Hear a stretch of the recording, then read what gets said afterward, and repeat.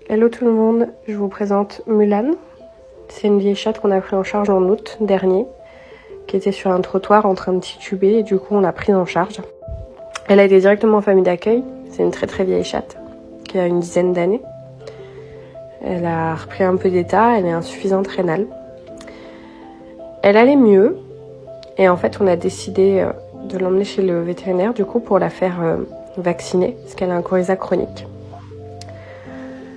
Et en fait, on ne sait pas ce qui s'est passé. On a fait aussi une prise de sang pour vérifier ses reins, voir si ça s'était pas empiré. Et en fait, pendant la prise de sang, elle a été endormie. Parce qu'elle se débattait un petit peu avant. Et arrivée chez sa famille d'accueil, la famille d'accueil m'appelle en me disant qu'il y a un gros problème, que la chatte est totalement paralysée. Et en fait, le lendemain, elle a été dans une clinique d'urgence. Et il s'avère qu'elle a 3 fractures. Une au bassin et 2 en haut des hanches. Donc voilà, ça fait 2 semaines. Elle est toujours incapable de se lever, elle se fait pipi dessus. Très honnêtement, moi j'étais pour qu'on la laisse partir, mais un des vétérinaires de la clinique nous a dit que ça valait le coup quand même d'essayer. Il n'y a pas eu de maltraitance de la part de la première clinique. En fait, il s'avère que Mulan a, entre guillemets, de l'ostéoporose en fait avec l'âge. Ça lui a fait un peu comme les os de verre, vous voyez. Sa densité osseuse était tellement devenue minime. J'espère que je dis pas de bêtises, mais en gros c'est ce qu'ils m'ont expliqué. Qu'en fait ça a cassé avec une simple manipulation. Ça aurait pu casser un jour ça aurait cassé un jour ou l'autre en descendant peut-être du lit ou en descendant des... Donc là, elle a passé 2 semaines en clinique. Je l'ai récupérée ce soir. Elle est couverte d'urine. C'est super.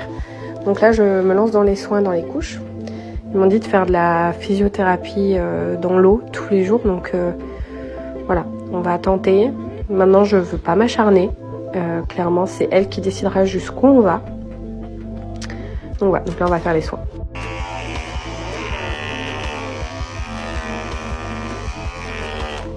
Bon, voilà, elle est tondue que partiellement parce que trop douloureuse.